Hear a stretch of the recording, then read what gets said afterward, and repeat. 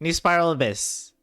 9 and 10 are still the same, by the way. 9 and 10 have been the same since like forever. And there's really no strategy to these floors. Like literally if you just go in there with like level 90 characters and like level 90 weapons and decent town levels, you can bring whoever the fuck you want, and congrats, you'll beat 9 and 10. It's free 300 gems. Go do it. Floor 11 is where it changes. There is a we'll talk about the blessing and then we'll talk about the leyline disorder. So the blessing, TLDR, this is going to benefit taser comps. If you have a taser comp built up, congratulations, this blessing is going to help you. Every time an enemy takes electro charge damage, they lose electro resistance. Up to 40%. That's huge. That's a huge damage boost. But anyway, the ley line for 11 is that you just straight up get a 60% electro damage bonus and a 30% healing bonus. Gee, I wonder what two characters are going to be in the 2 rerun banners that could benefit from this buff, chat. Jeez. Could be anybody. But Chamber 1, we have a Abyss Herald, the water one. It's the sword one, right? So you're gonna need to bring a cryo to deal with his shield when you get his health down to like a quarter. And then there's an Abyss Mage, and you're gonna need a pyro. So I did some like funky comps where I brought a cryo and a pyro just for the shield purposes. Like, remember when you're breaking shields, the character that is breaking the shield does not actually have to be built in any way. You just need to hit the shield with the damage. So I use like Chung Yun to break his shields pretty fast, even though mine's not built. Like, I just slap whatever artifacts. His weapon is that fish thing we got for free. And yeah, you just slap it on there and call it a day. Just have him do his skill and his burst, and then he'll just eat chunks of that shield. You can also use Diona to break down his shield. And then obviously for the mage, there's a million and one options for pyro to break it for you to bring. Second half is 2 pyro and 2 electro whopper flowers. I mean, you've dealt with whopper flowers before, so I don't think there's anything fancy I need to add here. You can bring a pyro and an electro DPS if you don't have anyone else. Like, they're not immune, so it's fine. And then the Geo Bishops, there's 2. Surprise, surprise. One is going to be fire, and one is going to be electro when they reach half health. Nothing crazy, honestly. It's pretty easy. Just make sure you just bring the right elements. Chamber 2. We have a mixture of hydro and cryo enemies. So you're going to want to bring another, again, cryo and pyro. Just like the first one. Cryo and pyro also going to do well here. So when dealing with the slime shield and this dude's shield, specters are annoying. And then second half, you're just gonna need 1 water dude for the 1 hydro for this dude's shield. Rest is easy. The only thing that sucks about this chamber is that they spawn in groups, so you have to deal with like 2 separate groups of a mixture of specters and slimes. And then the third one is the Abyss Mage with a couple of specters. It's either specters or slimes at the end. It doesn't matter. It's just do the same shit. The time limit on this one is generous. You have 4 minutes instead of the usual 3 anyways. So yeah, it's annoying, but you'll be fine. Just don't bring just don't bring a hydro or a cryo here, and don't bring a well, you can bring a pyro and electro, but a water will break this dude's shields fast. And then this guy's annoying. He'll just summon the He'll summon the vines, but you know, they're easy to kill. Whatever. Then chamber 3 is the electric bird. No, I'm just kidding. Chamber 3, we have some electro wolves on the first half. Nothing fancy to mention here. Just remember that the element a wolf is the one they're weak against too. That's all you gotta remember. So if you have trouble with these wolves, bring an electro to hit them a bit with electro damage, and they'll do like a weird like yell or like a roar. That means they just lost electro resistance, and they'll take more damage from it. Lectors, we have a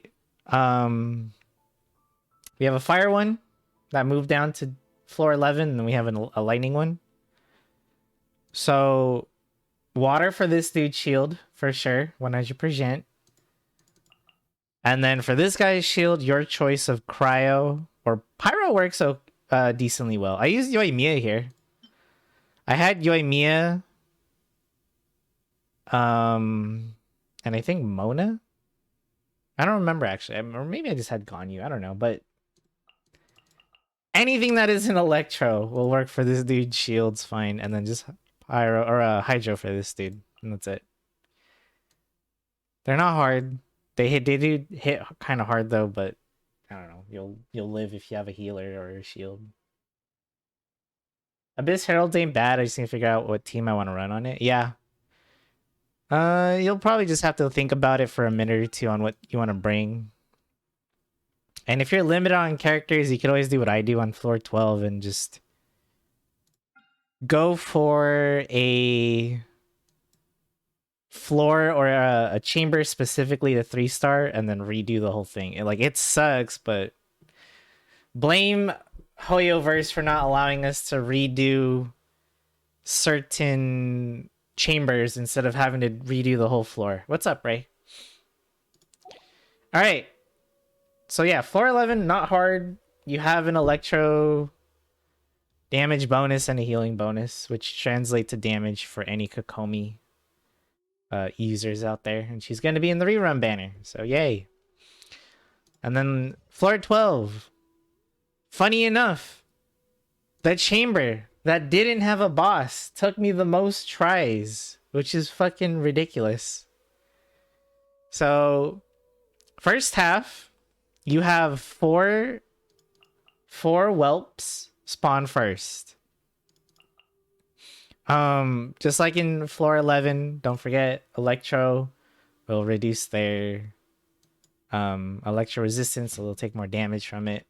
And then after these 4 are dead, then the 2 big boys show up. And if you guys remember the previous Spiral Abyss with the wolves in them, we know how annoying they are. A lot of their movement can waste a lot of time, especially if they teleport far away from you and you're trying to do your rotations and shit. It's super annoying, especially if they split apart and they teleport away. That's the worst, and it sucks. But I mean, if you've beaten them before in previous Spiral Abyss, it's the same thing. There's really no strategy to them. And then we have the second half, which is the new enemies in Enkanomiya. So you will have, there's 4 of these.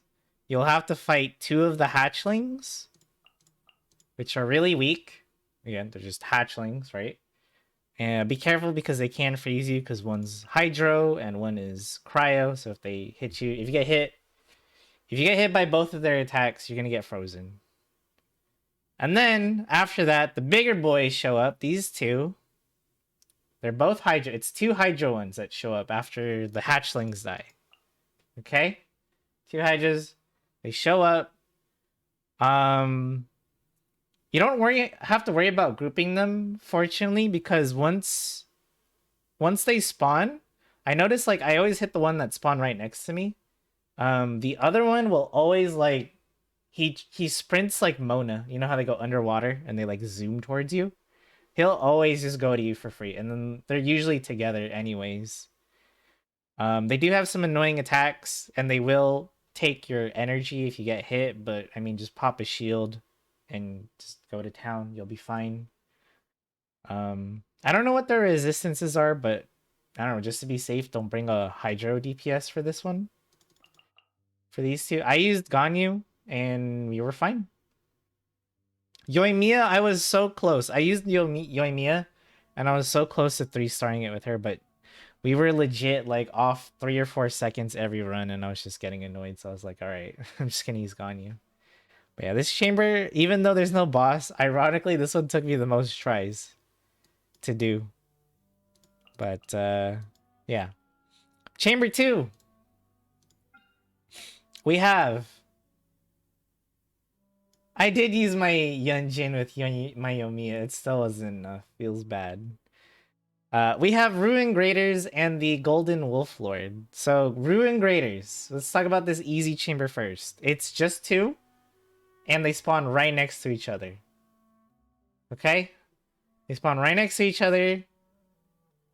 Pay attention to what they do, though, because one might charge away from you. If they charge, like, you want them to stay together as much as possible.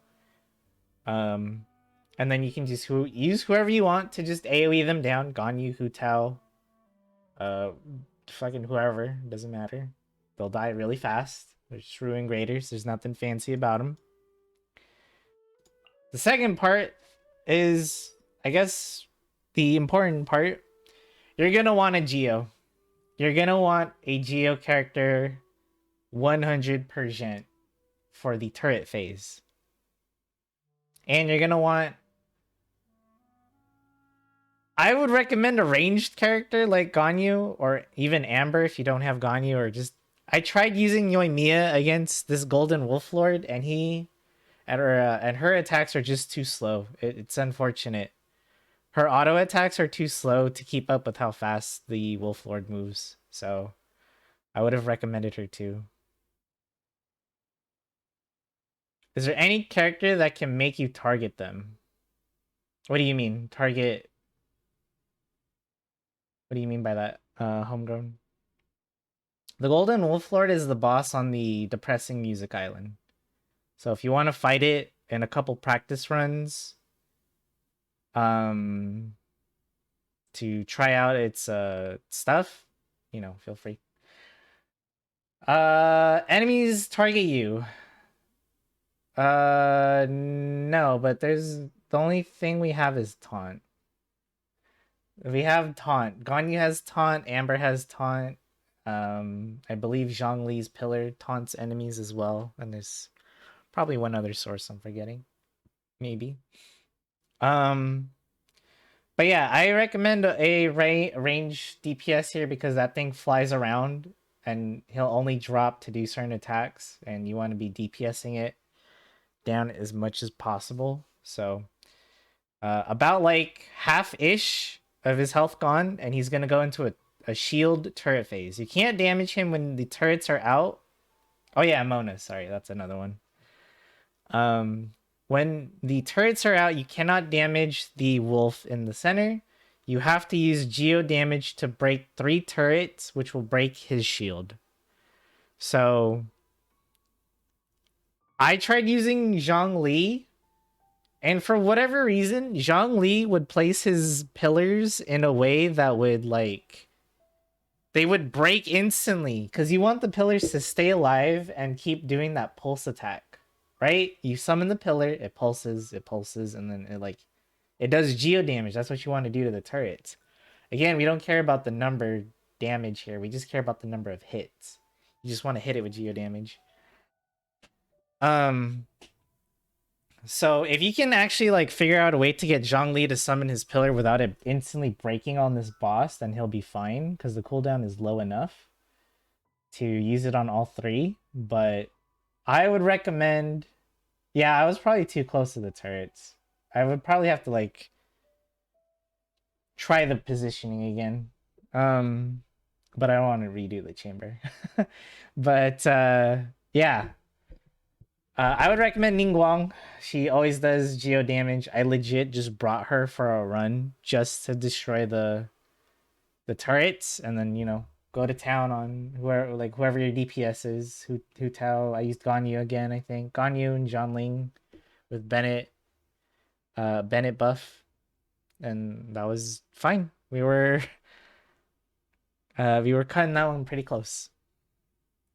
And then the last chamber. Da-da-da-da-da. We have 2 Ruin Destroyers and a Ruin Scout. I already mentioned this before, but obviously for the ET video, I will mention that the Ruin Destroyers can be a little annoying because they do a little move where they go underground and then they'll pop back up and then they'll like do this annoying like suction thing where they like suck you in. It's a little annoying, but you can just slap them and they'll get stunned. But the problem with it is that it wastes so much time when you're DPSing them and then they dig, because while they're digging, they have iframes. So you have to wait for them to pop back up and it just wastes time. But they all spawn close together, so you don't have to worry about grouping them up. And yeah, you just DPS them down. I used Ganyu for this one again. Just easy. I kept them frozen because I used the Morgana comp. But anyone will work fairly well here. It's not... I know I said grouping. Anyone will work fairly well here. Don't grope the machines, okay? Don't do that. And then the last bit, the second half, is the twins. This is the latest boss. Well, the latest non-weekly boss that was added to Genshin, right? This is the twins. And I would say this is a harder version of the fight than the one you can access right now in Enkanomiya. Because when you fight them in their little fancy arena in Enka,